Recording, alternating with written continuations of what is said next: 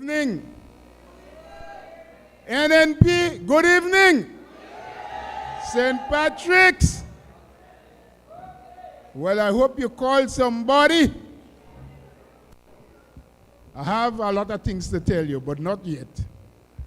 Hold on. We're doing the thing in order. My name is Roland Bola, if you don't know me.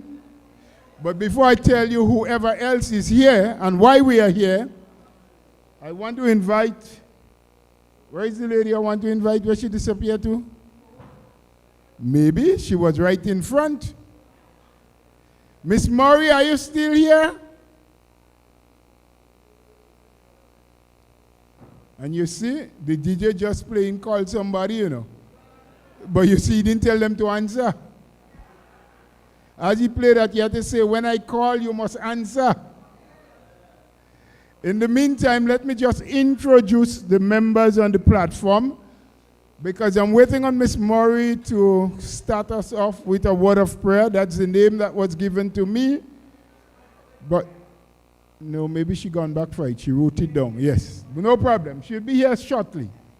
So, in the meantime, to my immediate left, and I hope I know the difference between left and right, because one time I see them marching. Every time they say left, them children raising their right foot. I don't know why. So we have one of our youthful people within the party, and of course the deputy political lead for St. Patrick's East, St. Patrick's West, Mr. Gilani Glen. So let's just make a little noise for him, a little round of applause.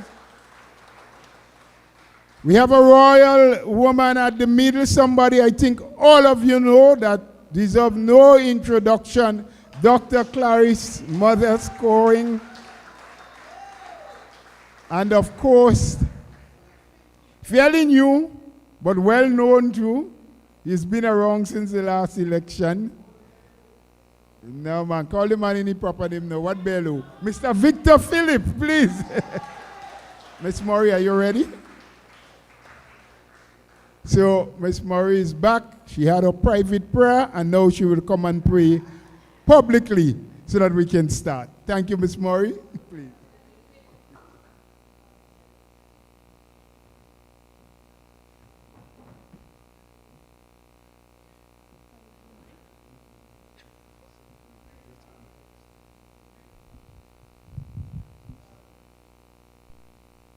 Afternoon, everyone. Could we please stand for prayer?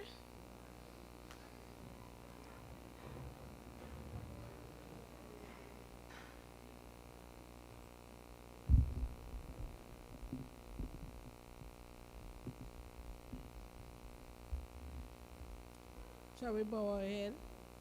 Our kind and dear and loving Father in heaven, Lord, this evening we gather in your name, Lord.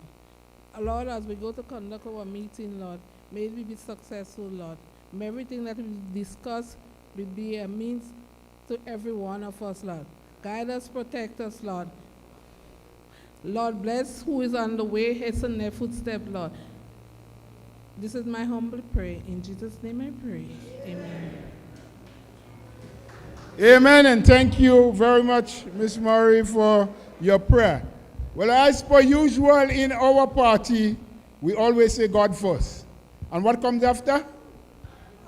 Country second, party third, and then we're coming somewhere after that. So I'll invite another stalwart of ours to come and lead us. We should all stand and pray reverence as Sister Julie leads us with first of all the national anthem and then the party song.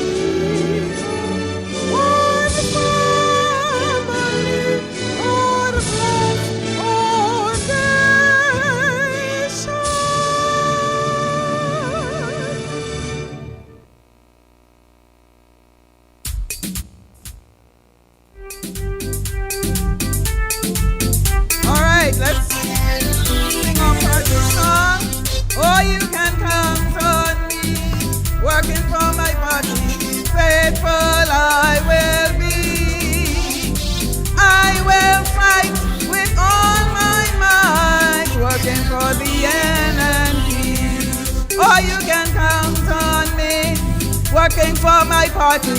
Faithful I will be. I will fight with all my might, working for the end. I will fight. I will fight with all my might, working for the end. I will fight. Working for the enemy.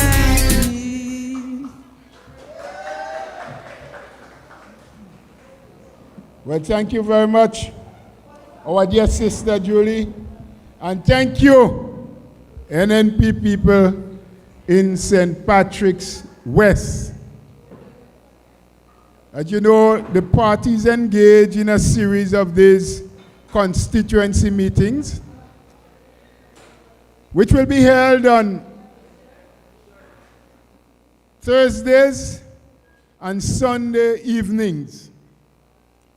Thursday and Sunday evenings. So next Thursday, we journey into St. David's, most likely St. David's Secondary School, to do another of these pocket meetings. And today being Sunday evening, we would like to move swiftly because we expect school to be happening tomorrow morning, God's will. But secondly, for those of us who are still fortunate to have some sort of employment, something that we can go to do, we want you to be on time. Because we know they shop these days, they say victimization, passing like knife in the abattoir.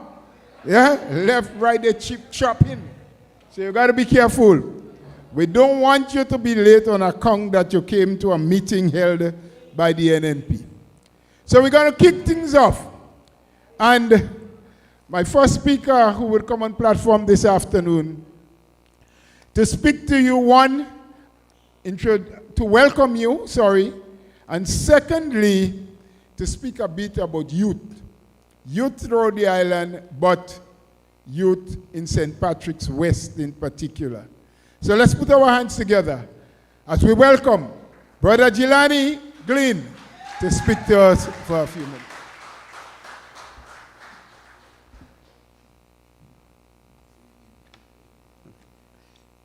Very special good evening. Thank you, Mr. Chairman. Good evening, NNP. I would like to first and foremost acknowledge the head table. We have with us Parliamentary Representative for the Parish of St. Mark, Dr. Honorable Clarice Modeste Covid. Our St. Patrick's West constituency lead, Mr. Phillip.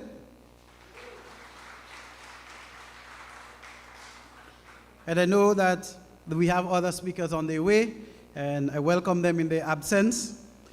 Ladies and gentlemen, present here this evening, and those joining us live across various social media platforms, good evening and welcome to the best constituency and parish in Grenada.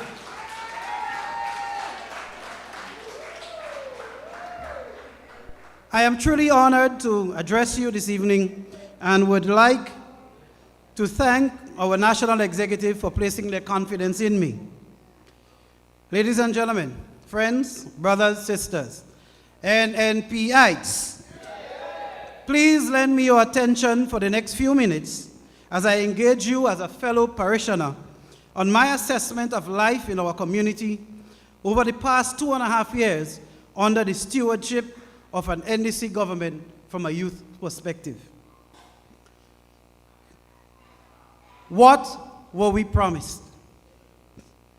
We were promised that agriculture and food security would be a priority, with several programs and initiatives listed for the Mount Rule estate.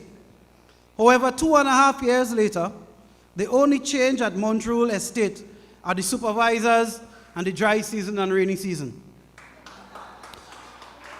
There has been no increase in productivity, no new programs to diversify or mechanize productivity, and not even the bucket truck the Prime Minister mentioned to pick a few mangoes along the roadside.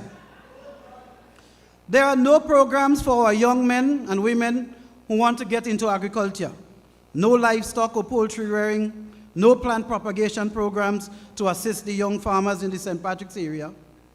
Instead, we have only received nice words and sweet talk, while the prices for fruits and vegetables and meat skyrocket at our local markets.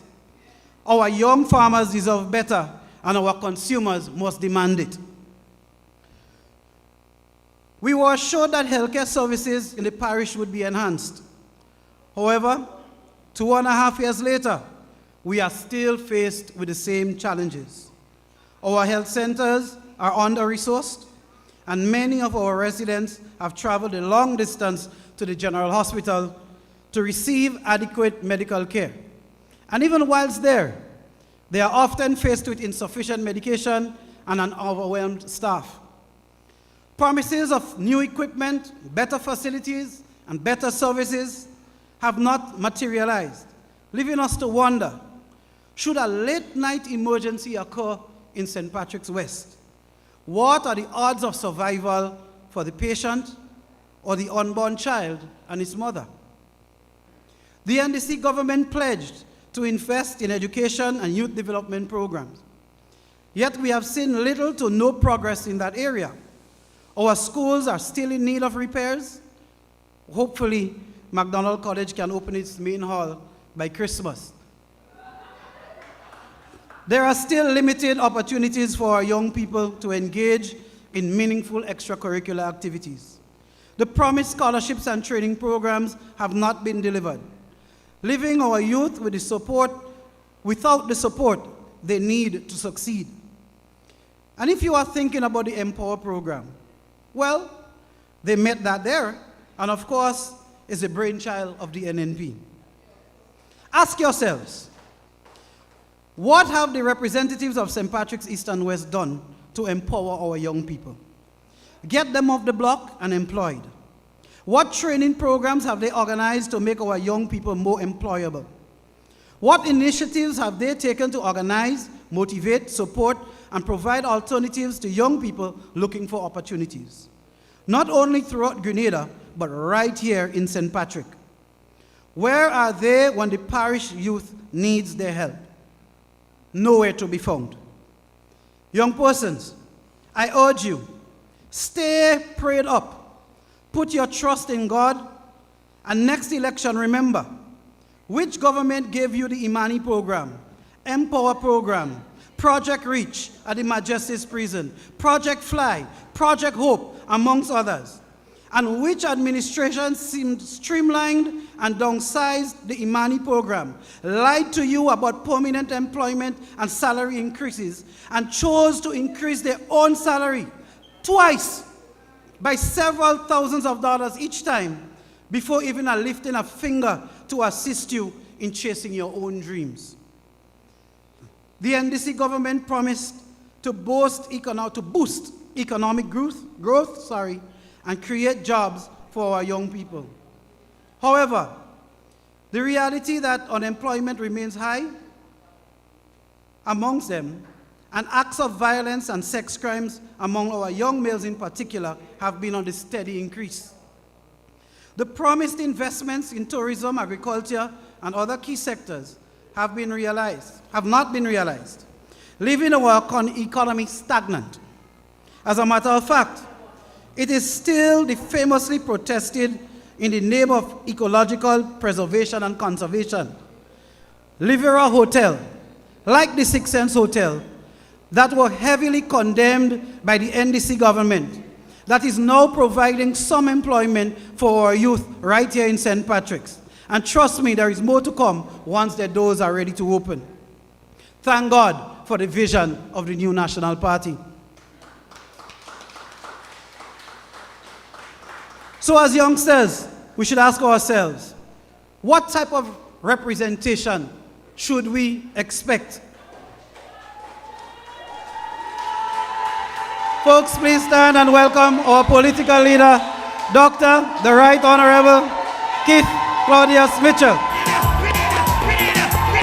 Some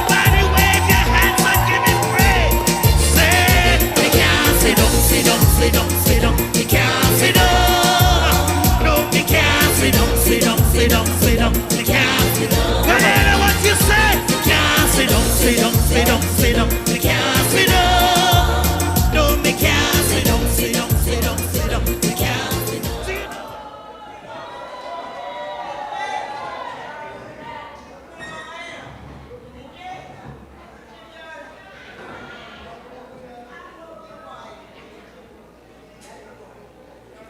To continue,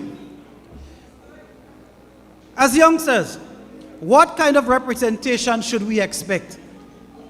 We should expect to see the Sotels and Montrich River Sally basketball and netball courts in the same condition, comparable to those refurbished by Minister Williams in the Limes, Granans, St. George Northeast, and St. David's areas. Are we not significant enough to have our own facilities upgraded for our young people in St. Patrick? National athletes in St. Patrick's West, like Letitia Keto, would surely disagree. Our representative simply does not care about these things. Clearly, penthouse in Dubai are preferred to basketball courts and grassroots development in St. Patrick's West. We should expect to see work at the 4 recreational grounds completed and returned to the community for the use by various clubs and schools in the area. The cost of using alternate venues in the parish is overbearing, costly, and highly inconvenient. We should expect to see the Nation Builders Wash program rolled out in St. Patrick as it has been in St. David and South St. George. Our children deserve their dignity and a safer, more environmentally friendly way of disposing their bathwater and excrements. We should be making outdoor toilets and bathroom facilities a thing of the past and not apply to line the pockets of party loyalists. Our youth in St. Patrick's can build toilet facilities too. Most importantly, we should see and expect to see our representatives amongst us regularly, helping us to deal with the challenges we face daily. One cannot claim to be a government of the people, for the people, and by the people when you are never amongst the people. If you don't know the people, how can you understand their plight? And how can you understand our young people when you are always absent? To represent us, you must first know us and be present amongst us. As I conclude, please permit me to say this to you, the youth of St. Patrick. I want to encourage you. You must not give up. You must continue to provide hope and show resilience and speak up for the voiceless in our communities. NNPites, do not take the shortcomings of this government for granted. We must do the required political work. Register our young people who are now capable, are now of voting age. Speak to them in our families. Get them to join our village groups, our women's arm and youth arm. Help them to understand why the new National Party has always been and will continue to be the best alternative for leadership and delivering government for the youth of Grenada. St. Patrick's West, we are no exception. We can't sit down. Our people, our nation cannot afford another ill-managed 5 years under this NDC government. Stay strong, my brothers and sisters. Be of one accord. Demand better for yourself and your country. It is clear that the promises made by the NDC government to our youth has not been fulfilled. They deserve better. They deserve a government that will deliver on its commitments and work tirelessly to improve the lives and of all residents in St. Patrick's.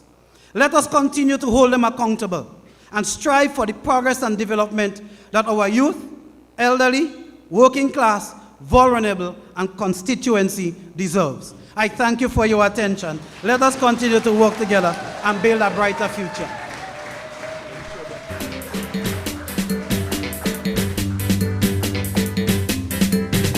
The house solid and the pillars strong. Don't stop the progress. We moving on. Yes, Mr. DJ, thank you very much. That was Brother Glen, Gilani Glen for you.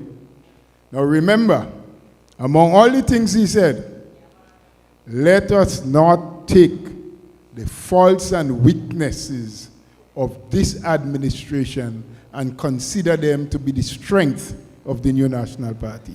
We must continue to work tirelessly.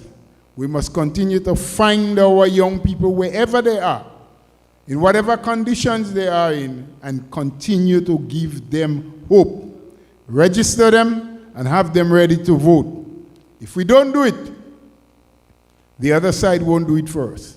They are handing us the ball, but we must take it and score the goals with it. Now, as we said, we ain't sticking because tomorrow is Monday morning. Not plenty of us that have to go to work, but the few, we want to make sure they reach on time. So there's a gentleman that has entered the platform. And I want to give him an opportunity to introduce himself to you. 2 minutes just to speak to you, to say probably who he is and why he loves the NNP so much. He's the political lead for St. Patrick's East. Just put your hands together and let's welcome Brother Butran John. Please come speak for 2 minutes to the people.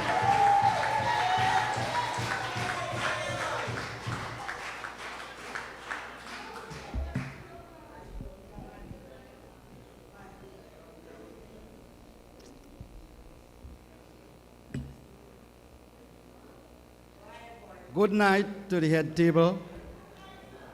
Good night to everyone in the audience. I don't think you people know how thrilled I am to see you tonight. Trust me, I am feeling very happy, and you should give yourself a round of applause.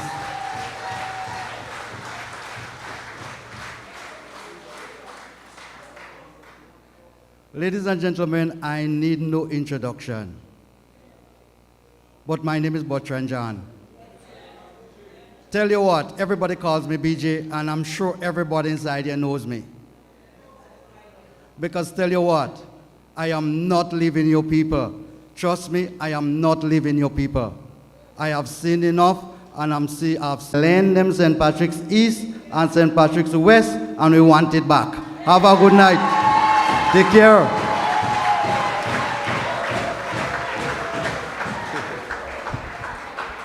Old people say, when you borrow, you're bound to pay.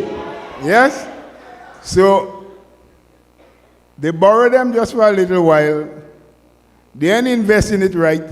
So make them pay with a high penalty or interest. Beat them bad in the one to come. But we had to work for it. And we keep on working. NNP, we on the move. We on the move. And don't allow anyone or anything to stop us now. And that is what the next speaker said. He said they put some bad things in his way the last time. He tripped on some of them, he fell, but now he's up. And he's stronger than before. He's ready to fight like a lion. Yes? He's ready to lead his troops. And he's ready to take the fight to them. So I want you to join me, my friends. Put your hands together. Invite Brother Victor Phillip as he speaks to you this time.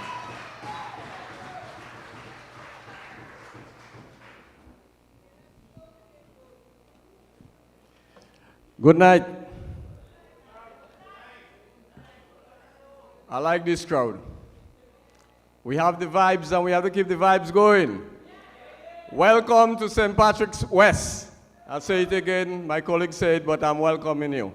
We like to have strangers to come around, and then we come around for one common purposes. At the same time, I would like to say good night to the head table, the political leader, Deputy Political Leader, St. Patrick's West, Brother Butran John, thank you very much for joining us.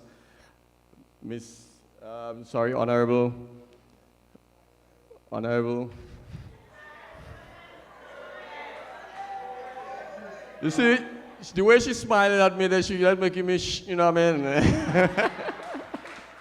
Clarice, Modeste. And my brother, Dwight, the strong man, the good liar, and our chairperson, Brother Bowler. And everybody that sacrificed to be here tonight, thank you very much. We know that, as Mr. Bowler said, that most persons may have work in the morning, but sometimes we do have to make these sacrifices. First of all, I would like to thank the St. Patrick's team, management team. I would like to officially thank them for all the hard work they had been doing. As you know, after you lost an election, it's not an easy thing to get over. Anybody get over disappointment easily, they're not ready for success. Because you have to feel the pain of failing. And by failing, you should understand what you need to do. You need to relook at yourself, relook at your strategy, and to come back and make sure you do better and to win. My name is Victor, and if you know English, the meaning of that is winner of council. So this is what we're doing, and together with the NNP, this is what we're going to be doing. I would also like to send thank you to the party. Because remember, we just went through an Hurricane Beryl, and the north was part of the island, or part of the tri-island state that got hit. And so therefore, there were a lot of people in need. And I must tell you personally, we got a lot of help from the party to make sure, they don't have nothing much, but to make sure that people get something and they can feel comfortable with. So as Brother Gilani said before, our task is easy. All we need to do, we know where we are, we know where we're supposed to be, so we just need to do the work. We would have differences, but you gotta be a man or be a woman and set differences aside. He also mentioned about the issues and the problems that we have in this country and we've seen every day. And I don't think anybody here like what is happening. So we have the only choice that we have to put things back into action is to make sure to do what we got to do and to throw them out. I would like to just take this moment. I did a little bit of research because I find sometimes these guys say things and they don't, I don't know. And they condemn the former prime minister and the former party in power for a lot of things that they do, especially because it was targeted significantly to the poor and the vulnerable people. They don't like that word, but it's okay. There are a lot of us are poor and vulnerable, and so therefore, the New National Party is the only party in Grenada that put an emphasis to make sure that they take care of the poor and vulnerable. So in my research, I will just give a few points because we can't stick too long.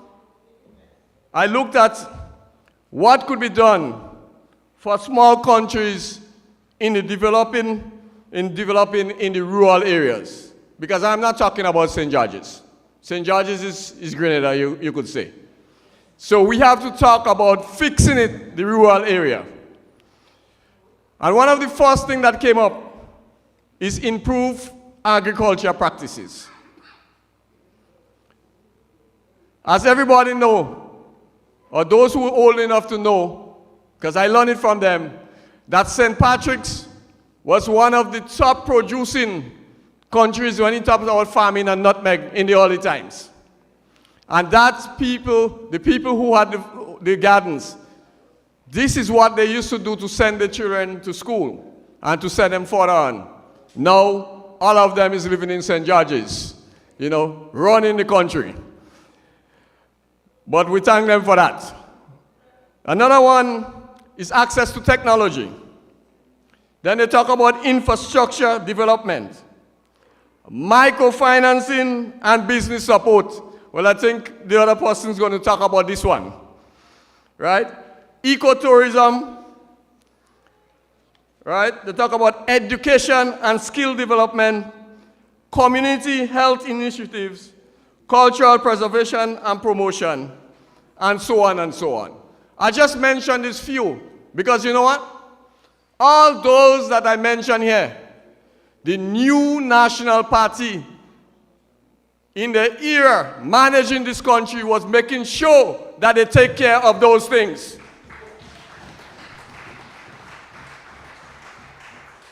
It's not as what is happening now. Yes, they talk about education. And what is about education? Give free tuition. But what sense does it make to give him free tuition and the person can't leave from St. Patrick's to go to St. George's to school? Is this the meaning of transformation? Well, it is, because he's leaping so far. He's missing things along the way. You talk about making sure, and Dr. Kidd always talk about that, the people who spend money is the poor and the vulnerable. Those of us who have money, we don't spend, we're looking to save it. And this is why, at the moment, the country is as it is. Because the people who would do the work and to get the money to spend in does not have no work, so they have no money. But ladies and gentlemen, I know my former colleagues will be touching a lot of those things, but I just want us to remember and to remind us. Once full, don't let it happen twice. We have work to do. Let us reach out. We within the constituency will be doing ours, but we would like you all in the constituency to also to help us. So when we come around, tell us who turning 18. Let us know who is not well. Let us know who need help, and we'll do our best to make sure that happens, because this is what NMP stands for. So ladies and gentlemen, I thank you again for coming, and you will get the rest of food for thought as the other speakers come on. Thank you much for coming, and let us continue to strive for betterment in this country. Thank you very much. Thank you, Brother Victor Bello. That is how you like to call him. Bello.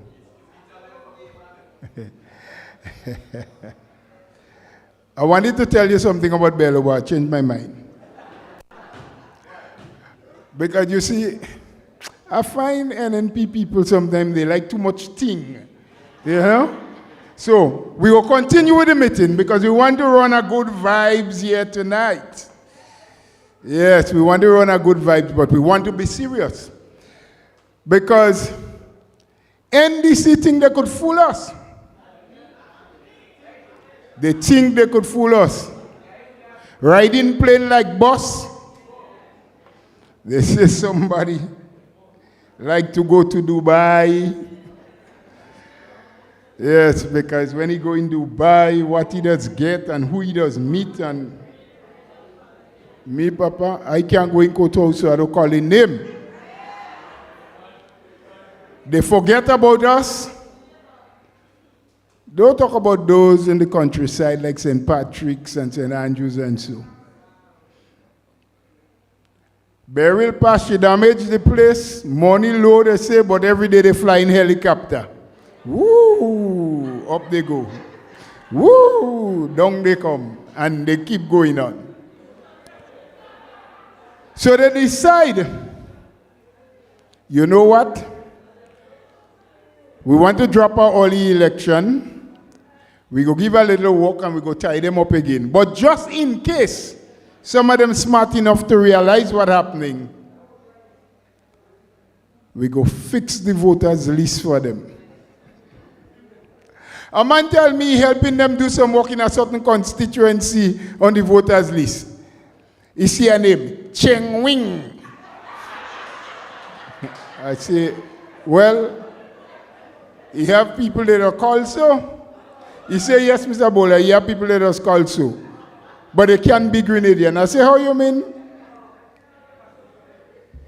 He say, he see one name, he can't even call it, but that's the first name he ever see with Z, W, and X. So, like that name. I say, well, that person going in Czechoslovakia. But anyway, the long and short of it, I won't give all you all the details because I have there's another person on the platform that is qualified in that area. And he's going to explain to you why it is important for us to canvass our voters list. Yeah? When you see people have job title like movie director, I never know there is a film movie in Grenada. Because on the voters list, you have your name, you have your occupation and things like that. You have film directors. Well, anyway. Yes, we are deputy governor, but that's all right. We know that. So put your hands together and let's invite a legal luminary, a man of the law, a member of the new National Party, Brother Dwight Horsford, to speak to us about electoral matters.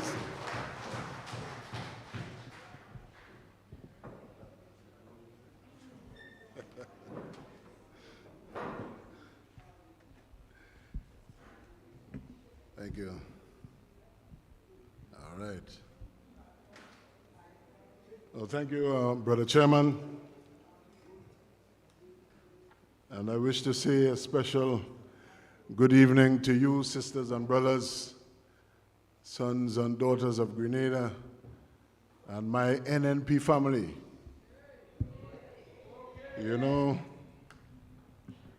Before I say anything further, I think it is fitting to recognize our distinguished head table, our political leader, Dr. Mitchell, one of our greatest stalwarts in the party, our standard bearer, Sister Clarice, Modeste Cohen.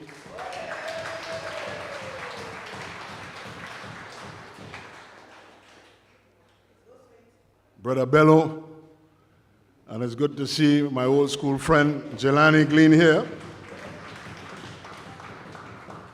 Brother Butran John.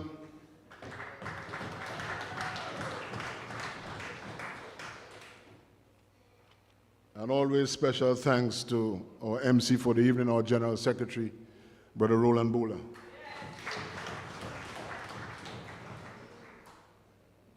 Sisters and brothers, we are here this evening, as we have been, in these ZONAL meetings. And the new National Party has decided to hold these meetings. 2 liquor meetings that we hold, then people start to get frightened. And 2 meetings we hold on the transformers, cussing one another and biting and saying they must fire this one and fire that one because they're afraid NNP return to office.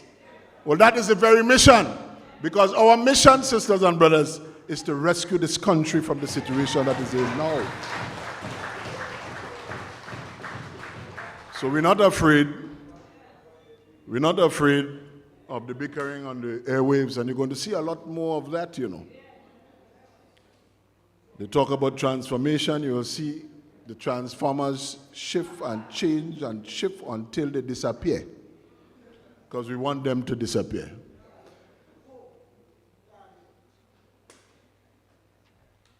Friends,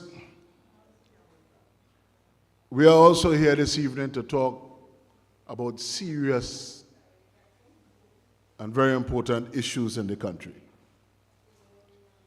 Now, before our arrival, I'm sure you've heard a lot from our colleagues on the platform, various aspects of what is going on in the country, the pain and suffering of our people, our sisters and brothers.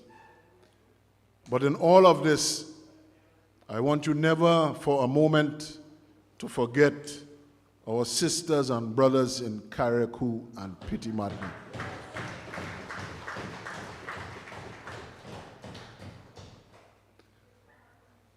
Because each of us as good Grenadians and patriots must not only remember them, but we must do our best, all that we can to help them. Because you see, you have a government that don't even want to do it.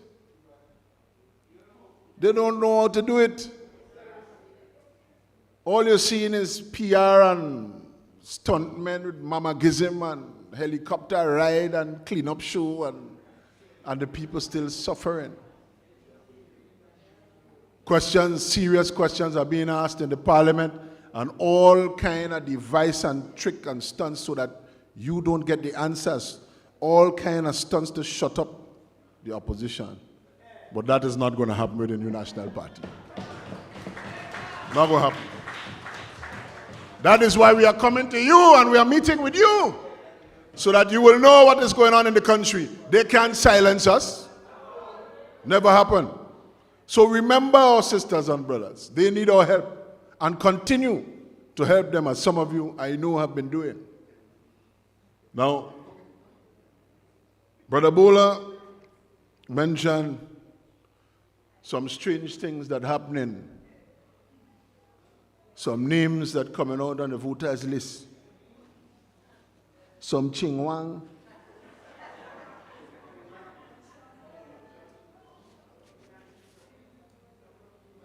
And all kind of strange spelling names. And all kind of strange people with occupation. What is it? Movie director. No, you laugh. I know it's funny, yeah? But it's a serious business. It highlights the importance of canvassing the voters list. Because now, sisters and brothers, more than ever, where you have an administration that is running scared, they know that they are losing support daily and rapidly inside of Grenada.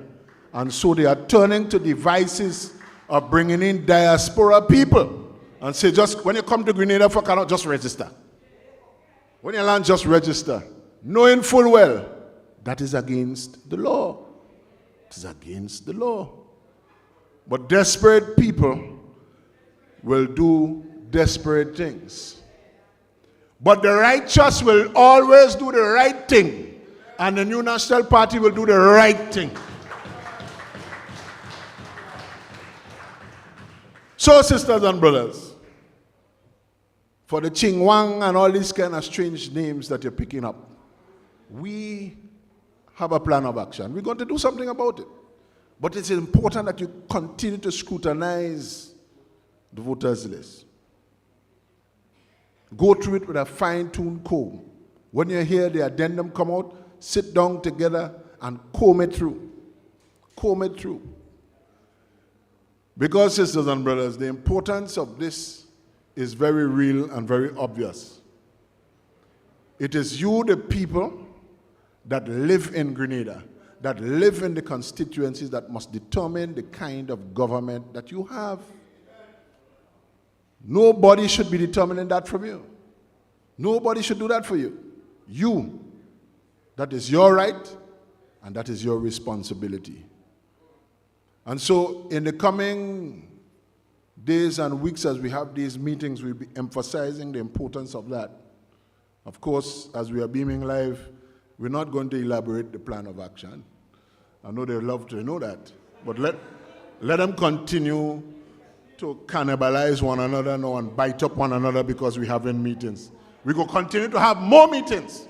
And we're going to continue to have bigger crowd. And we're going to be in their face. Don't worry about that. We're going to continue. But at the same time, we must continue to do our work. So while you're canvassing and you're looking to fish out those that they want to pad in to the list, these strange names and these foreigners, at the same time, you have a responsibility to talk to your children and grandchildren of voting age about what is going on in the country. You must reason with them.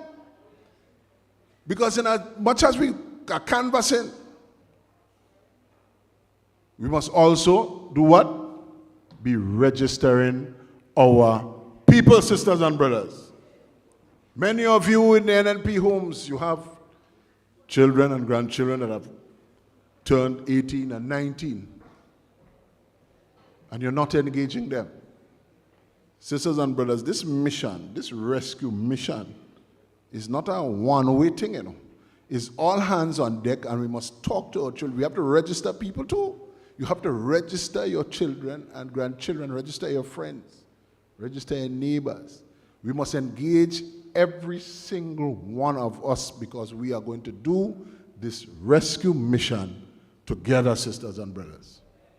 Now, before I leave you, I want to say something to you.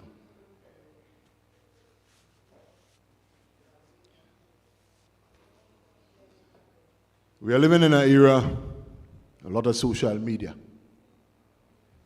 And almost everybody can access a social media platform by a telephone. And almost overnight, anybody could be a commentator. I want to ask you, sisters and brothers, to stay focused. Stay focused on the information that you are getting from us in these meetings. Stay focused on the information that you are getting from our programs and platforms. Because you know they're going to try jungle tactics and try to confuse you and confuse our message. But our message is clear, that there is only one political party that knows how to run this country and run it well, and that is the New National Party.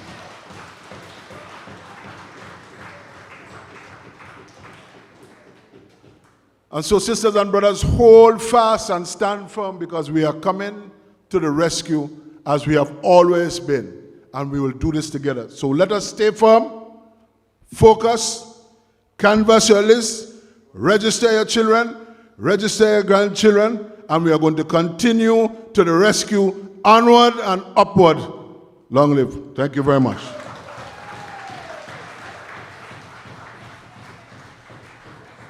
That was Brother Dwight Hosford. Let's hear some more claps for him, man. The man big and strong. All you get the man, two little thing. Say, be careful with what you hear and what information you get. Well, he didn't know. I was reading a passage of scripture when he goes saying this thing, yes? And boy, they say the master walks in ways, mysterious ways, that's what it says? But all you just listen. And it so happened that in Matthew chapter 7, verses 13 to 14, it says, each of us must decide for ourselves and be careful not to take wrong advice from the ungodly. That is what the Bible says, not me. So my friends, we have to be careful. Listen carefully. The reason why we are being asked to canvass the list is not just to see the funny names and laugh and say, hey, you ain't see that name on the list? We need to be able to put a face to every name that is on the voters list for your polling division. Our parents used to tell us, leave people's business alone. I don't want you to interfere in people's business. But if you want to be in politics, if you want to be a real good NNP, and you want to hoot for NNP and make NNP victorious again, you have to fast to know who register in your PD, where they're living, where they're sleeping. You have to know if the men in your community does sleep in more than one house in the night. Not to go and tell other people, but to know when election morning, if you go and knock that door on the end day, you must know the next door you have to knock to get him to go and vote. But that is what it is, you know. That is politics. Don't use the information you have to create problem. We want a peaceful society. So don't go and tell the other person the other place you know they don't sleep. Keep that to yourself. just to catch up with them on election morning. So let's do the work and do it seriously, my friends. I just want to recognize in our midst 2 of our executive members that I see here with us tonight. Maybe there are others standing on the outskirts because there are as much people on the outside as there are inside. The place is a bit warm. So I want just stand and take a bow, Brother Winston Garaway. We are happy to have you with us. And also, we have Brother Nimrod Oliver. Please, take a bow. So that was the 2 male, but we have a female too, you know. We have a female. And you could sing for her, you know. She never get weary yet. Sister Cheryl, she never get weary yet. She never get wet. She's always on board. Always on board. And you know what? If in every constituency we have 5 soldiers like Sister Cheryl who is ready to work, she answers the call even before you call her. That is how interested she is. Yes? So sometimes we just say, oh, how she front is so, bear with her. She's a good NNP. Tonight, I'm not on the platform to talk, but to introduce. And we know the worries, you know. We know the problem. We know the social issues that confront us. Some of them are deep, and they hurt bad. The people who got damaged during the passage of burial, our farmers, they're still waiting assistance. We were promised a lot of things. You know, Brother Butran John is one of the top, farmer. He's an agriculturist. He produces food for the nation. I do a little bit too, but I'm not in a class. I'm in a low class compared to him. And there are so many others. St. Patrick's, St. Andrew's, the bread basket of Grenada. And the farmers are still waiting. The house owners are still waiting. But you know one that touches us and one that concerns us is that the government say they have a big passion for education. They want to do so much for education. So they're going to remove tuition fees for TAM, CC, and what have you. But they went further and they said, during the era of the NNP, we had asked the students of the primary schools to contribute $1 a day. $1 a day for the school feeding program. So that's $5 a week, and you get a meal every day. Plus, the government had it budget through the Ministry of Education. They said the NNP didn't care about people, they didn't love them. So we don't want your dollar, we go provide everything. From the time school opened this term, not a pound of flour, not even half-box chicken, no oil, no macaroni, nothing. Some of the poor teachers who sometimes just misbehave a little bit, but their good-heartedness is what is keeping the school feeding program running. One of the cooks told me, for the term so far, only once they received, not even this term, this new term, since last term, a check. They went to the shop that normally provide them with the groceries. And by the time they give the man the check, he couldn't pay out the whole bill. But they take something, the bill went higher than it was before. Not a cent again. But anyway, it's not my duty to talk these things. Put your hand together and let's recognize the royal lady among us, a fighter, a champion, to speak to you about social issues. Dr. Clarice Modeste Cowie.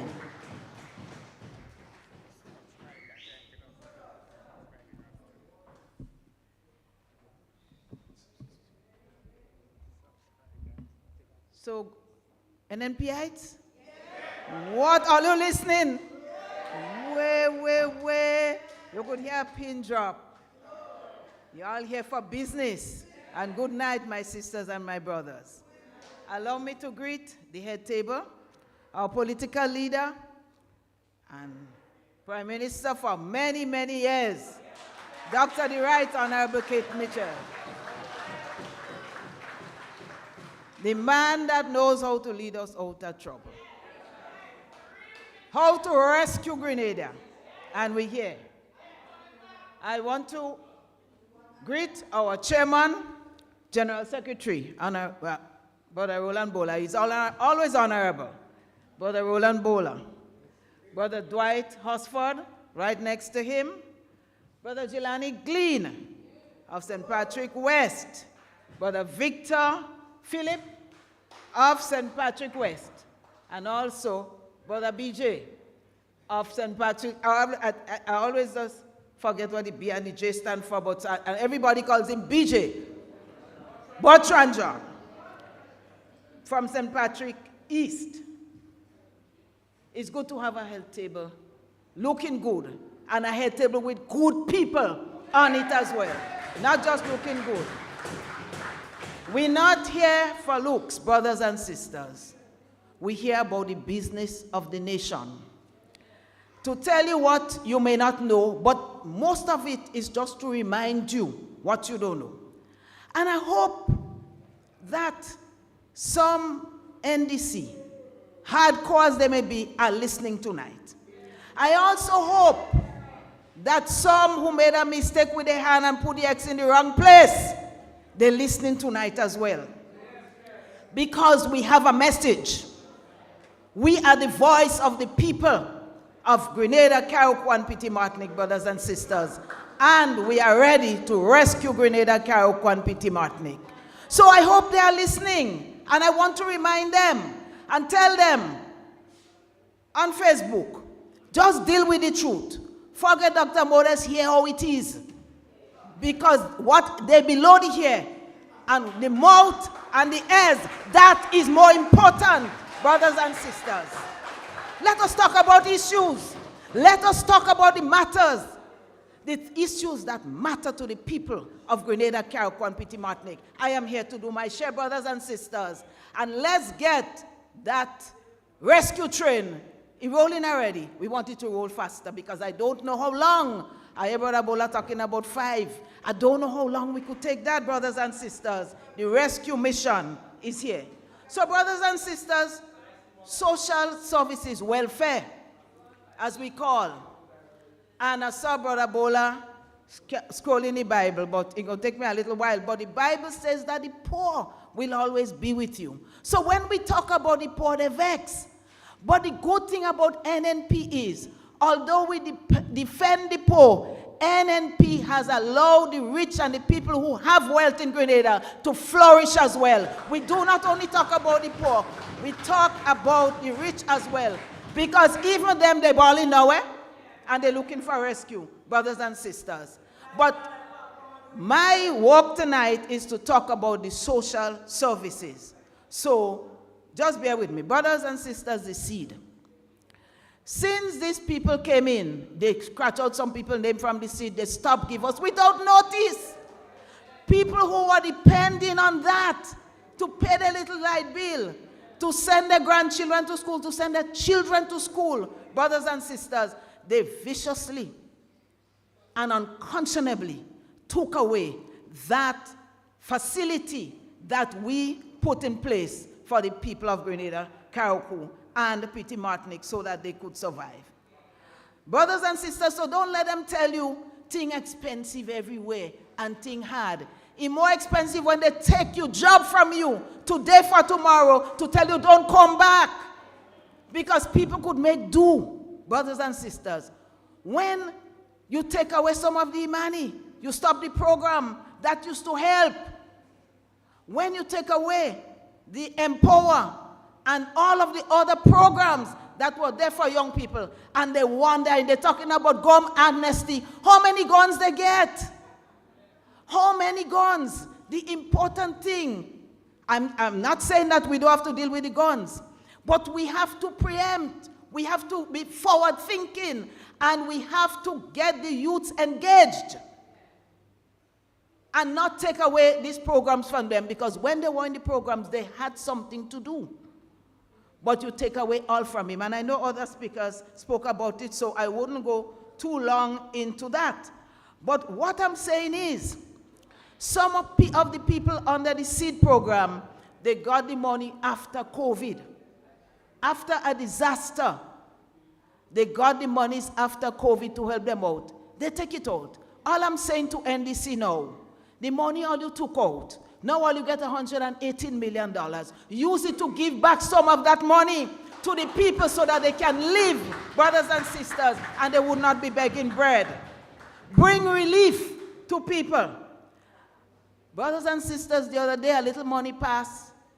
Wednesday, Thursday, Friday in St. Mark and St. John. People got a little money, and people start to say, the government put something on the money. Brothers and sisters, that is UNICEF money. And if UNICEF people could stay from where they is and see we see in trouble and bring our money here, how come you have $118 million and you can't put our money in the hands of poor people right there that you're seeing? Learn a lesson, NDC. Learn a lesson from UNICEF. And I heard that they brought some relief to St. Patrick. I don't know the exact extent, but I understand St. Patrick people got some monies as well. I do not know if they've given an extra in Karakou. I'm still listening to hear, brothers and sisters. But we have many people in Karakou, most of Karakou and Petit Martinique, who could do with a little bit of that UNICEF money. But also, brothers and sisters, it's time for the country to start recovering. And Brother Garway will tell you that. Anytime after a disaster, you get relief. People feel sorry for you. But after a time, they have to take care of their own business too. And therefore, you have to move speedily from relief to recovery. For 3 months, we're there in relief, and not everybody are getting the relief, you know, because they're telling them frankly, especially in Karakou and Petit Martinique. Well, Petit Martinique was better. But in Karakou, you is NNP, nothing for you, brothers and sisters. They take everything for themselves, and I want to remind them, we all are taxpayers. We are entitled. We have a right to whatever is going out through the taxpayers' dollars in this country, brothers and sisters. Brothers and sisters, the government needs to step in and make contributions now of the money, because they pass it in Parliament. Only big money you hear in passing in Parliament. But some of the money spending, it's just that it's not going into the hands of the bona fide victims of Hurricane Beryl. The money spending. Find out where your Prime Minister is at this time. I don't know if he come back already, but he was out again, the traveling Prime Minister. And he bringing nothing for us. I don't know if he back. Brothers and sisters, the government have some entities to take example from. Sisters, UNICEF gave what they could give. The Samaritan Purse did what they could do in Karakou. They bring a nice little blue kind of material to put on a roof. And NDC like it so much, they say, leave it there without fixing no house. Because it had to be that. It's time for us to get out of some of that people under this blue roof and start fixing houses. And the point is, they're taking people from mainland and bring them up to gather galvanized. But I want to say to them, you could gather galvanized and still fix roof. One doesn't depend on the other. And I also want to say to them, we have weathered Hurricane Ivan. We have weathered Hurricane Emily. Success I'm talking about, eh? Not we just weathered it successfully. We have beaten back COVID in this small island state to where we were recognized worldwide.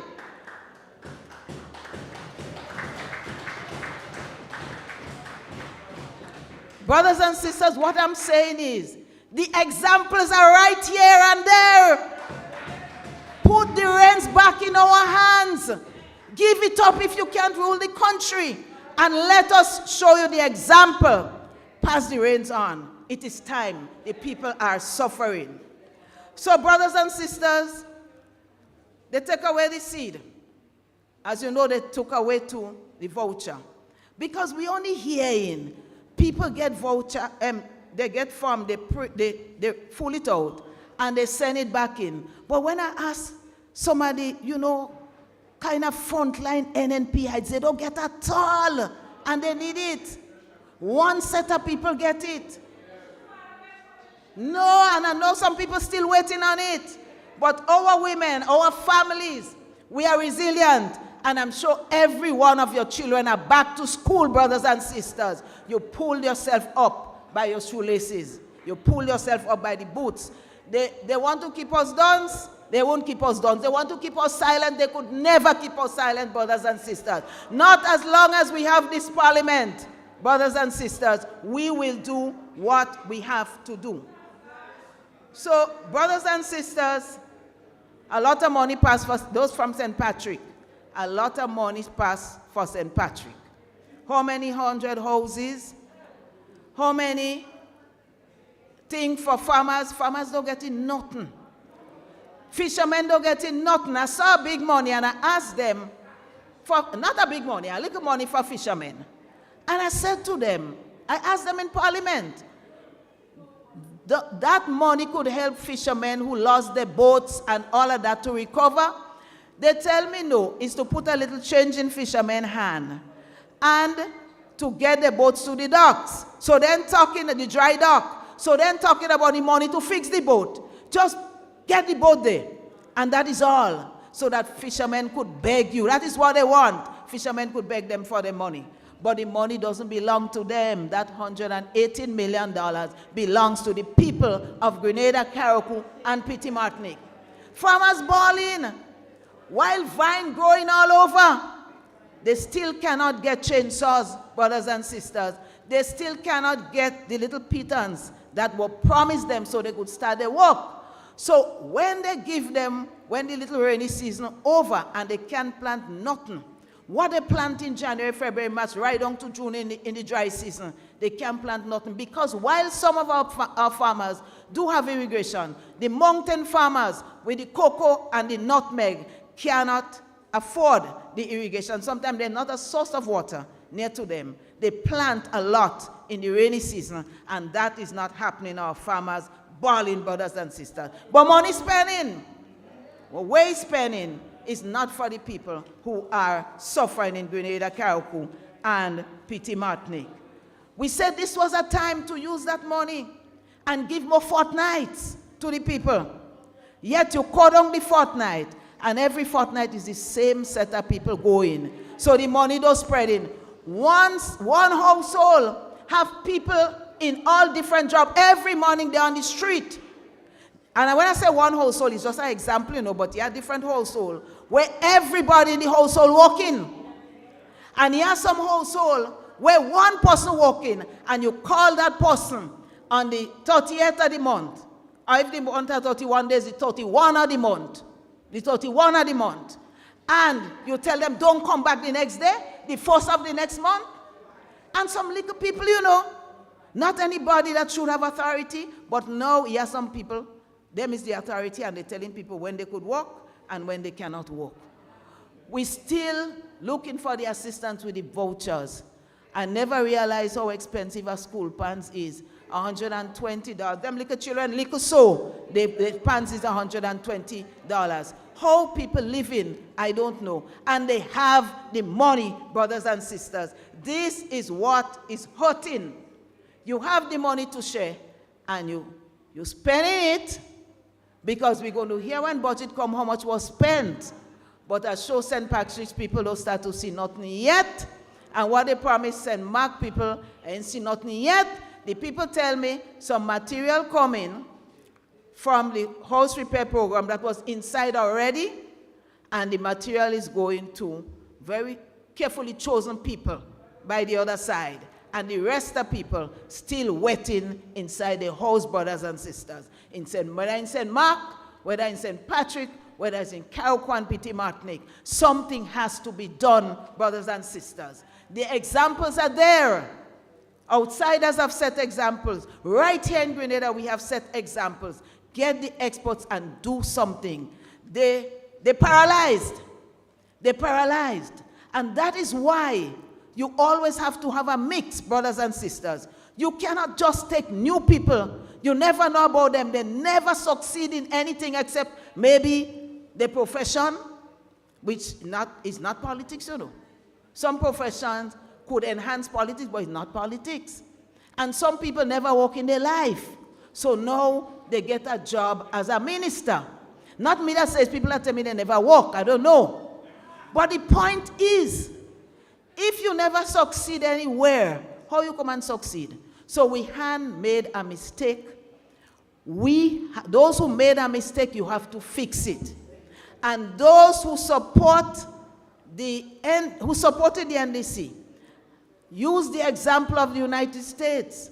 Some of the Republicans, because they cannot take what is happening within the Republican Party, they said this time they're voting for the Democrats.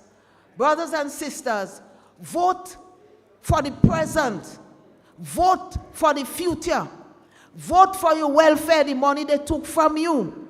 Vote for the school feeding program that they're not giving the children, brothers and sisters. Vote for your fortnight because you have a right. Vote so that we can get rid of these imposters who call themselves politicians, and vote for the true bona fide people who are going to rescue Grenada. We are ready, and that is our message. And those of you who are lagging behind, get ready and listen well to what Brother Hosford said. That voters list. You jump in the bus and we're happy to see you. And it have some people from St. Mark, they're always there. St. Mark, I'm happy to see you. Rallying, and those outside, you are there. Dr. Dubois from St. Mark, put up your hand. The point is, we are realizing what is happening. What has happened. And you're listening to the authentic messages. Brother Sheldon, I want to big him up for his programs. The Prince, the principal, Brother James, I want to big him up. There's a lady doing an excellent job, Sister Jenny. I don't know what color she is or what, and I don't care. The truth shall make us free. When they bring the messages, the mosquito man, I didn't hear him for a while, but I hear he's back on track. And all those who use their voices to speak for you, support their programs. You have little thing that say where you could support and how to support, right? Because we do not have chainsaw to sell. We do not have a lot of things we could advertise that we're selling. So support these programs, brothers and sisters. We love you, and we're ready anytime they're ready, brothers and sisters, to rescue. Cry, no. I know everyone can relate to when they find a special. The royal lady. Let's give her another round of applause.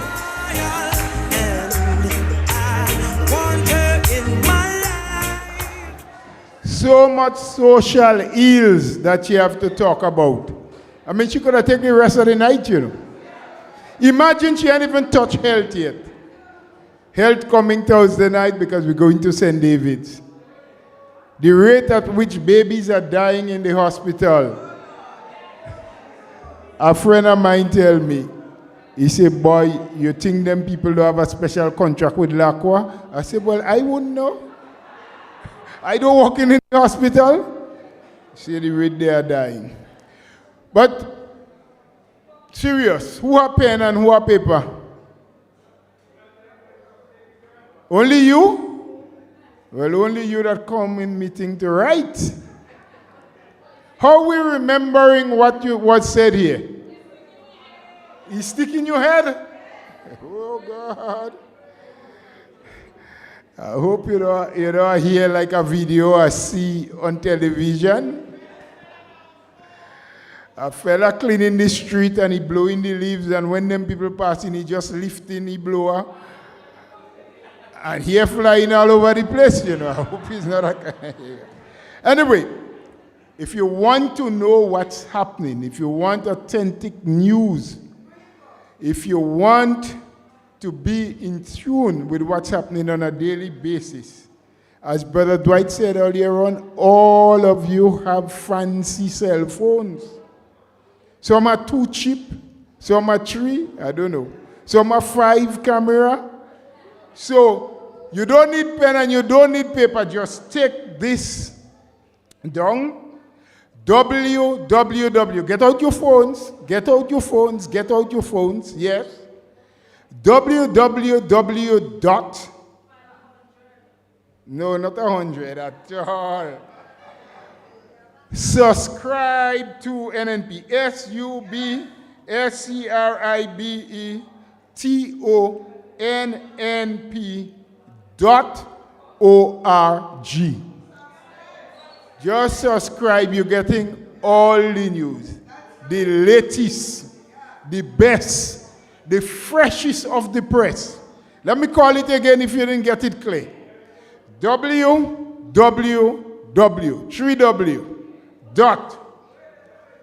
With that train moving, you know. That's why we say check the voters list. We can't wait for long. That train moving. You ready now? You ready? www. Yes? And everything else I'm spelling to you is like one word. SUBSCRIBETONNP dot and then org.org. Yes? Subscribe to that and you'll get it. So keep on coming, keep on listening because we're going live on several programs. We're on the, what they call it? The World Wide Web. We're right there.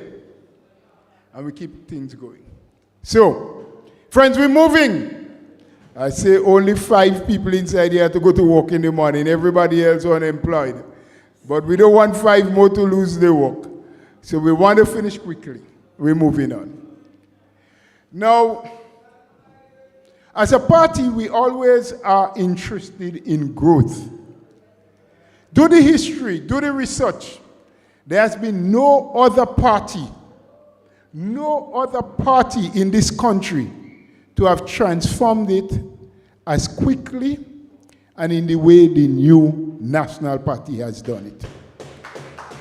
We invest in infrastructure. We invest in people.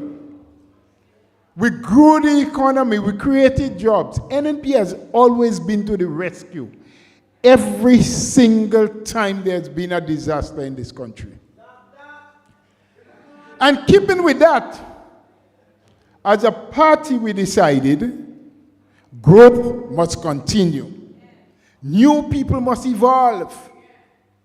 We must see fresh faces and things have to change.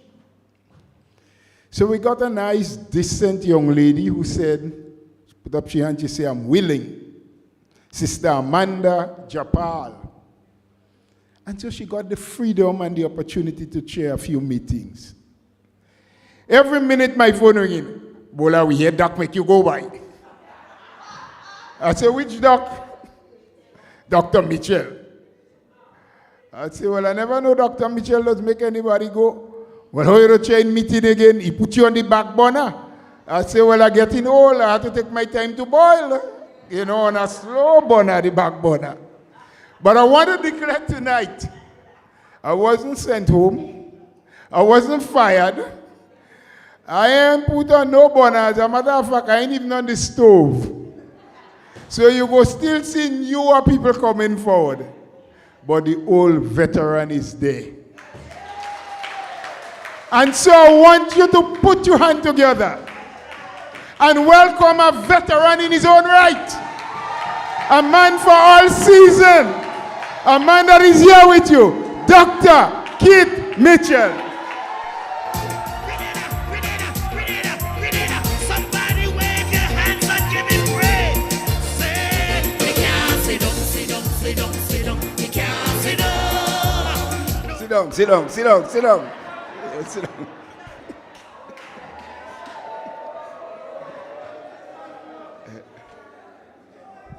Well, yes. Chairman, thank you for your introduction, of course. And let me recognize my colleagues, Brother Dwight, Sister Clarice, Brother Gilani, and of course Bello and Brother BJ.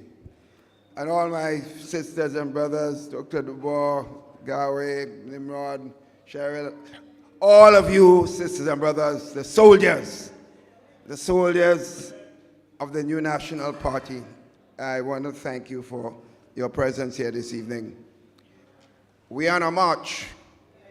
We are on a march to rescue our country.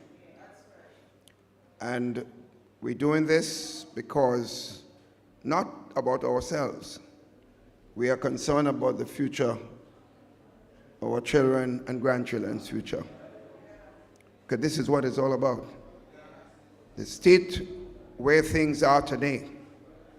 If we allow this thing to go on too long, it's going to be very difficult for the future of our children and grandchildren.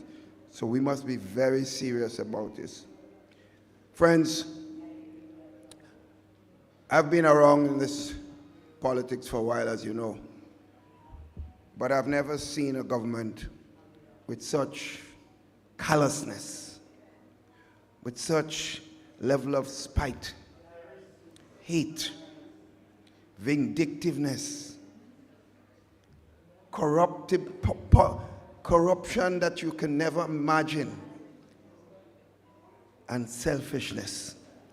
That is almost the language, the adjective you can use to describe what we have in government today. In fact, I wonder where this is a government. I don't know it's a government. All I know is they're using taxpayers' money, but it don't represent the people. Because a government, when elected, friends, is supposed to take care of all the people of the country. That is what a government is supposed to do. A government not supposed to say, you are NNP, you are NDC, you mustn't get bread, this one mustn't get food. No, a government can't do this. The government's philosophy must how you help to lift people in the country. Lift people up. In other words, sisters and brothers, government makes policies. And I'm talking about the New National Party when it's in government. And that's what government's supposed to do. Initiate programs and policies that every citizen and groups of persons in the country can feel that they have a chance to move upwards. That's the government fundamental philosophy. So if I'm a teacher, I must feel the government policy is such that I have opportunity to improve myself and my family and my country. If I'm a businessman, I must feel so. If I'm a sportsman, I must feel the policies of the government to lift sporting activities in the country. And I'm looking at all levels. But with all that I'm saying, every government, no matter what country you go to, have number one priority. They must put policies and programs in place to take care of the vulnerable and the poor in the society for which you live. In other words, everybody must feel they have a chance to move forward. But government must have one little focus. You see, the poor man and the poor lady that don't help themselves, government must put systems in place to help those people. In fact, if we call ourselves a Christian society, that is fundamental. As Christians, we are told by our Savior to help our brothers and sisters. And the more they need is the more we have to pay attention to them. But I don't know what we have in government today. And that's the point I am making, sisters and brothers. Because I have heard people speaking on behalf of the government and tell them, don't give this one work, don't give this one food, don't give this. Statements made by people who are close to high officials of this government. And nobody's coming out and condemning it and say, you can't say this. If anyone in a government run by the New National Party had done that before, they would be called in and spoken to stop calling the name of the NNP in your nonsense. Because it is fundamentally not right, morally bankrupt, to victimize people because you perceive them not to be a supporter. People have a right to support the party of their choice at election time. That is a fundamental right. In fact, it is stupid politics to victimize a man who did not vote for you before. Because if you want him to change, you have to give him a chance. And you have to show him that despite the fact that he didn't vote for you, he still have a chance to improve himself under the government that you lead. That's supposed to be the fundamental philosophy of any government. But you see the complete opposite of what is taking place. The level of hurt and pain. People are being fired from their jobs. If a businessman is doing something with government because he's perceived not to be supporting them, they tell him not to go there and buy anything. That's what's happening. No matter what business you are involved in, you are being instructed not to go there.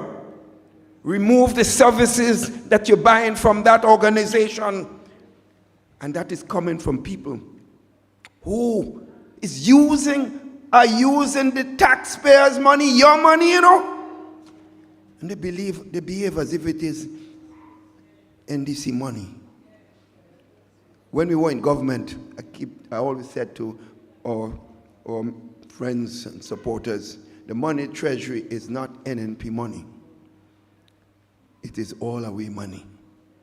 And therefore, we have to use it in a way that everyone feels they have a role to play. And they have an opportunity in the society that we live in to help themselves, their family, and by implication, the country as a whole. So making the point, sisters and brothers, the fundamental philosophy of the NNP is quite opposite to what we're seeing in government today. And I know some people certainly wondering, what the hell did they change the NNP to? Some people are shocked that what they see in government is definitely what they want, what they felt they voted for. Some people want to change. And why not? If you want change, and you have a right to want change. That's your right. But I'm sure that is not the change they wanted. Because these guys have deceived them. But we know, sisters and brothers, if we continue under this march, these meetings that we're holding, if we continue to do this, I am telling you, they are already quaking in their boots. And if we continue with this march forward, change will come to Grenada, Carriacou, and Petit Martinique.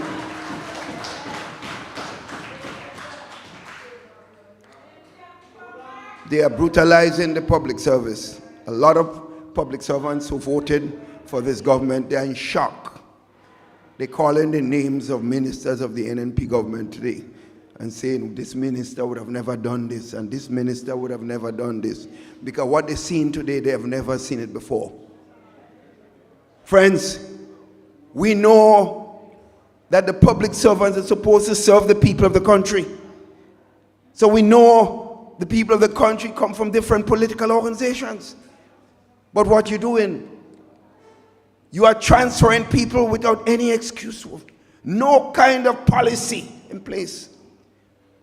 Sending people in different positions, promoting some without any idea, a qualification of what they are supposed to do. Nothing, no criteria for those decisions at all. But that is a medicine for chaos and for destruction in your country. So we have a public service that is demoralized.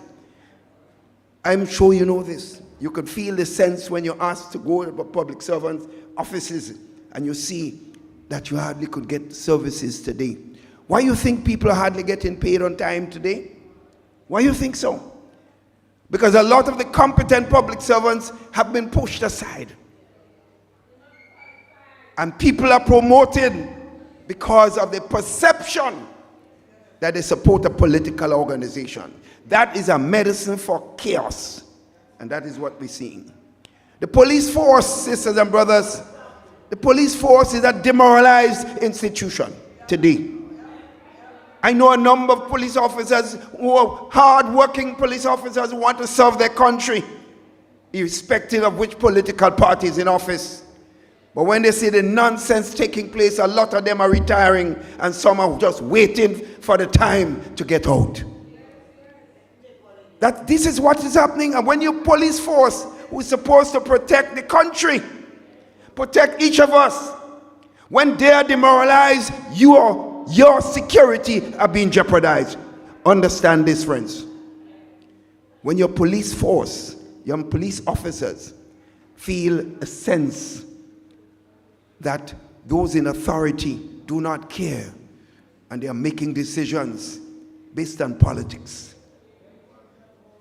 They have situations that have been reported to me where decisions are taken to send a police officer to a certain place to work, and a politician say, I don't want him here. And the man can't go, or the woman can't go. Politician, during our period in government, no minister of a new national party government could go and instruct the commissioner of police to take a decision based on politics. Because if that is reported to me, that politician would be spoken to seriously to stop it. But that is what is happening in our country. And that's what worries me in our community. We're dividing our country. We have a country being divided today, putting people against each other when you should be bringing people together to build a country. You're doing everything to divide them. And you as the leaders are supposed to be uniting people. Instead of that, you're doing everything to cause people to go apart. My friends, you wonder why you see a project started today and it can't finish? You know that? We have a project in Molyneux today. It started about 6 months before the NMP was in office. When they won the election in 2022, a certain minister who probably hardly have a certificate, O-level certificate, says the project going to finish in December of 2022. December 22 came, December 23 came, December 24 coming soon, and maybe it's the next one they're talking about. But you know what is happening? While this is happening, millions and millions of dollars that should go to you, the people, to help you to improve your lives, are being wasted on one project. And that is the story of several projects around the country. Many projects that were started under the new National Party's government, not one of them today is completed. Every one is delayed over and over by years, costing you millions of dollars, my friends. Because the people that we have in government, a bunch of incompetent people. People that don't have a clue about running and managing anything. And all they know is to spew hate and spite. My friends, but that cannot continue for long. If we are united together and march together, change will come. Sisters and brothers, my friends, the state of our country. You remember when they came into government, they said they met over $500 million. And some people meet me, Doc, why you leave all that money for? I say, wait, no, you think I expected for you to vote me out? Why you leave all that money in the treasury for? So I said, no. We managed in the country. We are saved, and we had a lot of people working. You remember when we had road work, it was 6,000 people on the road for weeks and fortnights and fortnights. The poor people had money, so when you pass around all Sotes, Guave, Victoria, you see people buzzing in the shops through the length and breadth of the country because the poor people have money in their pockets. I always tell people, and somebody alluded to that tonight, these guys don't understand what basic economics is all about. And I'm not talking book economics, I'm talking about practical economics now. The people who spend money throughout the country at all levels is not people like me. The poor people, when they get $1, the shopkeeper get a piece, the bossman get a piece, the vendors in the market get a piece, right? The tailor get a piece, the hairdresser get a piece, everybody get a piece. They don't understand this. So when you walk around the country and you see the state of the country and you see the whole place look like, if it's every day look like a holiday with everything closed down. That is what is happening in our country. I used to think that Guave never sleeps, but NDT put Guave to sleep. It put the lands to sleep. That is what is happening. So they made $500 million. Just listen to this. And you have to ask some serious questions. And we are going to ask some in Parliament. They got $500 million. They said it, you know, that they got $500 million plus. And of course, they're continuing to get money from customs and other things in the country, which we use to run the country. They sold passports like hot bread and butter. The same passports that they were cursing and saying, are we giving away the birthright of the country? They made millions and millions of dollars out of that. So they had a few hundred million. They put out the data and said a few $100 million they made from that. So 500 plus that. And we went into CREEF program, which they clearly don't want to admit and foolishly want to say that it's not us.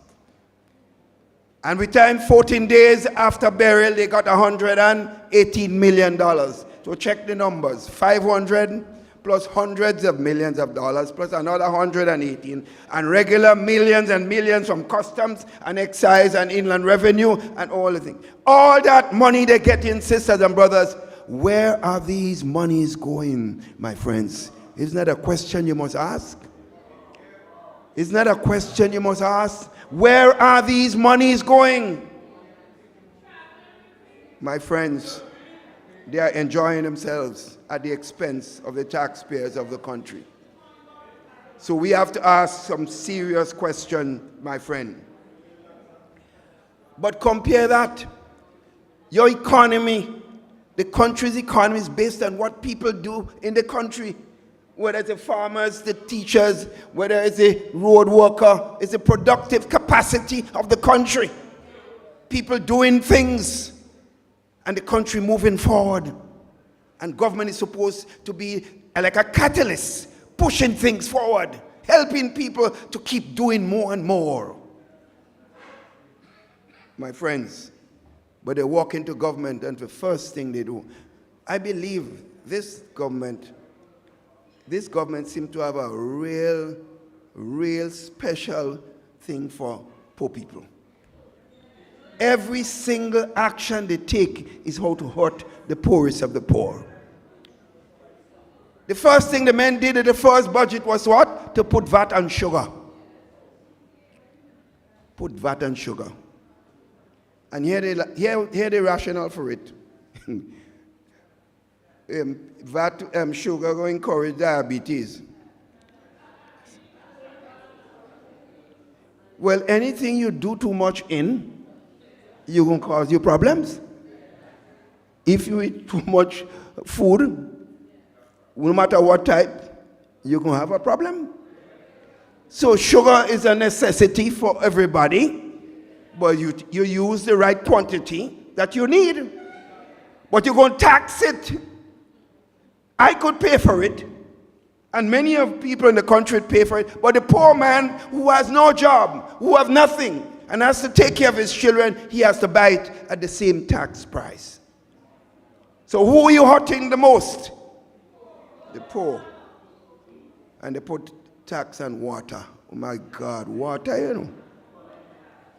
So if a fella don't like to bathe now, you encourage him not to bathe.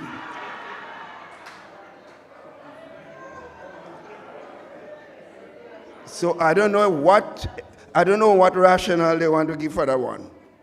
Because water is like you must use water.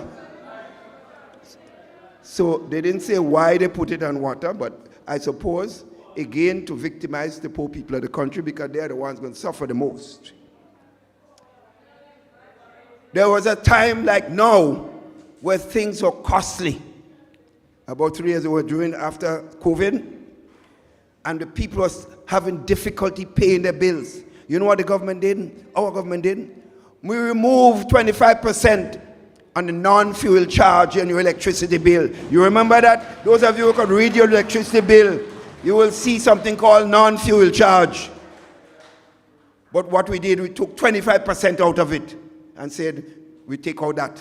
So to ease the pain of the poor people in the country. Because I could pay the 25% and many of us could pay it, but a lot of poor people can't. The first thing they did was to remove the 25% reduction as soon as they came in. So tell me, who you hurting the most again? The poor and the vulnerable. You're not hurting Keith Mitchell. You're not hurting people like me. You're clearly hurting the man who can least afford to pay for this.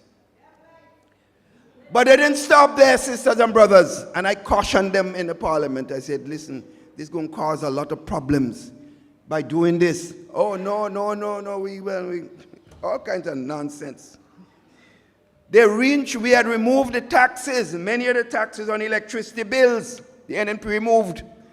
Besides the non-fuel charge, they bring all that back. Sisters and brothers, a lot of you, when people ball in and say, how my electricity bill so high? It's because the NNP had reduced the taxes on many of these bills besides the non-fuel charge, and the NDC brought back all of those taxes. So when I get my electricity bill, like many persons, I could pay it. But where did my poor man get in the money? Where the poor lady with 4 and 5 children, and many cases the men disappear and they have to fund this for themselves. Where are they going to get the money to take care, to keep the lights burning, that they needed that for all what is taking place in our world today in the electronic age? Electricity is a necessity. So again, the poor people are the ones going to be suffering the most. But we also look at something. Many of us at this level, we have our motor cars. So whatever the price of gallon of gas, we're going to buy it. But the poor man, he has to pay the busman. He have the bus. So we put a cap on gasoline and said, no matter how far it goes or where it goes, $15 is the maximum. So if it goes up past $15, the government is the one that would lose money. You know what they did? They said, no man, we're moving the $15, you go get the gas, even go get less. Well, maybe some of them can't read. Less mean more. Today gasoline price is what? Right now is what? 16 something. So that extra $1 and something that people paying, the busmen have to pay. And you know what's going to happen? Because now the busmen will come and they want increased fares. So when they come with increased fares, who are paying increased fares? Me? I don't drive no bus. I don't take no bus. The poor man, once again, are the ones that are going to suffer, friends. But let me tell you something else. I'm giving you this litany one by one so you understand what these guys are doing to your country. My friends, there's something called contracts. Over the years, we have rules. If you want to bid for a contract for a certain amount, you have certain conditions and things that you have to meet. You can't just go and give a man a contract just like that. There are rules because you want to protect the accountability of the government resources. So friends, we had what we said, the contracts that you don't have to bid used to be a very low number before. We raised it to about $15,000. So a poor man, you could give him a contract. The system must operate effectively. But he doesn't have to go through all the rules to do so. So that man can get a small contract to continue to do some, whether it's a road work, whether building a wall, whatever it is, different services of government. The guys came into office. You know what they did? They raised it to $100,000. So they could meet a man on the side of the road and give him $100,000 without no system, no idea of accountability, no process by which that person must go through certain steps. So you could give your friend, you could give your family, you could give anyone $100,000, friends. And I told the Prime Minister, you're preparing yourself for trouble. He tell me, don't worry, that man, I'm going to handle that. I say, oh, you're going to handle it. You know what that means? While you're sitting here and you're busting your tail and you're having difficulty, these guys are riding on the taxpayers' resources. You and I would not know who getting the $100,000 contracts. You won't know.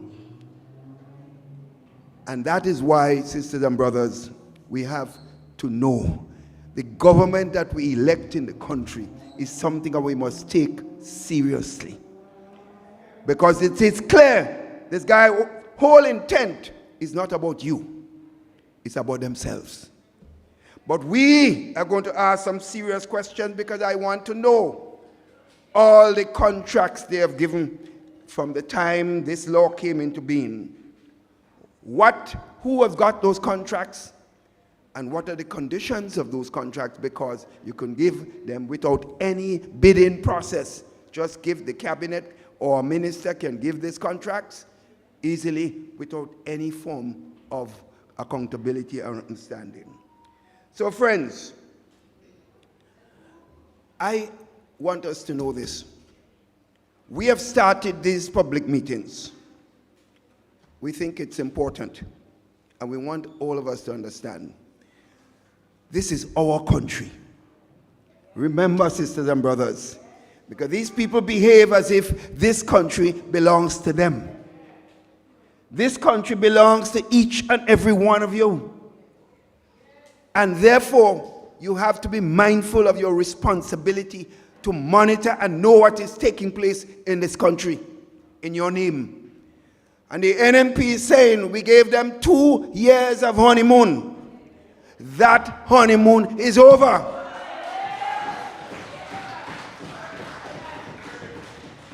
That honeymoon is over, sisters and brothers.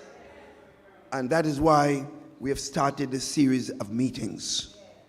At the right time, if they don't get their act together, we will have a mass meeting to call on them to account to the people of this country. Prepare yourselves, sisters and brothers, to stand up for your children and your grandchildren and this beautiful country of ours. My friends, they know what is happening outside there. They're pretending they don't care. But as long as we are together, we will make them understand this country belongs to us, not them. So as Brother Dwight told you earlier on, they recognize that some of their strongest supporters are getting fed up of them. So what they're planning to do, and they realize they're going to be losing support in the country. They want to be able to bring in people. And you have all kind of names, Chong Wing and Wing Tong and all kind of things like that. They want to bring them to vote. But friends, you must know the law. Brother Dwight just come back as the former Attorney General of Anguilla for several years. So he knows the law. He knows the law. And what he told us tonight, and it's part of your constitution, sisters and brothers, part of the rules of the parliament for elections, that you must be here for a year to register to vote and to vote, sisters and brothers. You must be here in the country, living physically. So it means all of those who just come in, wherever they come from, Timbuktu, and register to vote, they ought not to be able to be allowed to vote. My friends, this is serious business, and we cannot take that lightly. I remember when I was Prime Minister and I was in opposition before, when I traveled abroad, friends of mine asked me, Doc, why can't you organize a polling station in New York or London so we could vote up there? And when I was Prime Minister, making the point, I was asked the same question when I was Prime Minister or when I was in opposition. My answer was simply this: if I want to steal an election and I'm Prime Minister, I will say yes to you, because then we'll make sure we know who we bring in to register, who will be in New York in charge of the polling station or wherever, who coming home to vote, just like that. But I asked them, I said, is it fair for me to be in Grenada? The government that I lead is maybe not doing well, and the people are tired of that government and they want change because they're not happy with how we govern in the country. Is it right for me to bring people from outside to impose that governance on the people while they sit in not happy with the government of the day? I say, in conscience, I will not be able to do it. The same answer I gave to them when I was in opposition. Because you see, the NMP is a party that stands for certain principles, fundamental principles and rights. It's not about being in power. If you are in power and you're hurting people, your conscience must be hurting you if you care about people. I am not in government, but I am a happy man, a man at peace with myself.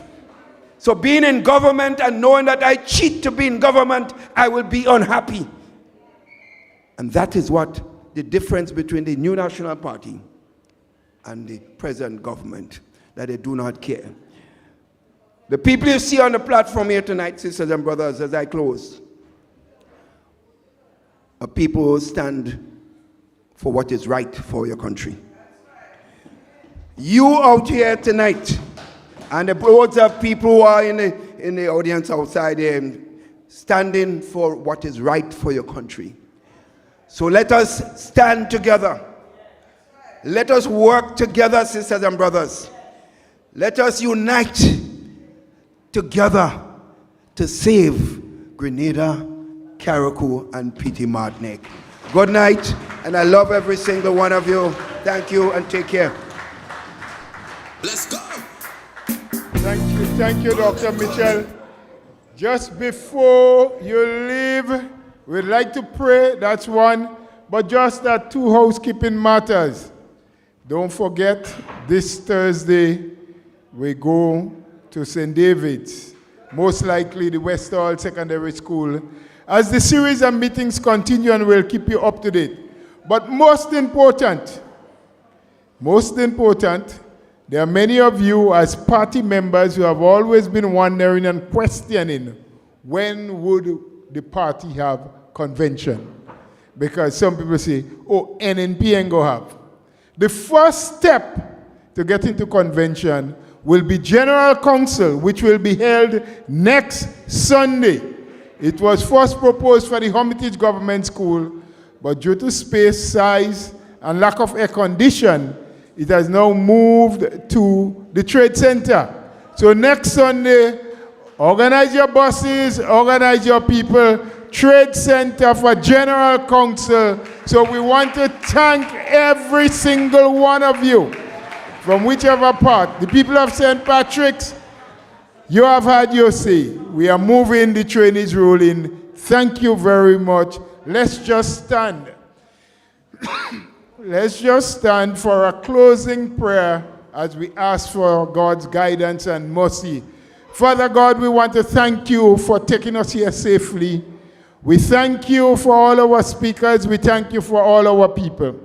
We thank you, O God, for the peace that we have had throughout this meeting. Let this message resonate with our people and the people throughout Grenada, Carrick, and Petit Martinique. As we live at this moment, O God, we ask you to continue with your guidance and protection. Give us traveling mercies, and may we live to see this country be delivered from the hands of those who are destroying it. These mercies we ask in your name, O God. Amen. Thank you. Get home safe, everyone. Take good care. Let's go. Call them. Wake them. Tell them. We voting and free again. Call them. Wake them. Tell them. Go out there and call somebody. Wake somebody. Tell somebody. Knock on the door by somebody. And when you say, call somebody. Wake somebody. Tell them we voting in NNP election day. Go out there and call somebody. Wake somebody. Tell somebody. Knock on the door by somebody. Yeah. Call somebody. Wake somebody. Tell them we voting in NNP election day. This country moving, and there's no turning back. So let's keep it going, cause we on the right track. I'm calling everyone, if you love this land, come on, everybody, and play your part. Go out there and call somebody. Wake somebody. Tell somebody. Knock on the door by somebody. And when you say, call somebody. Wake somebody. Tell them we voting in NNP election day. Go out there and call somebody. Wake somebody. Tell somebody. Knock on the door by somebody. Yeah. Call somebody. Wake somebody. Tell them we voting in NNP election day.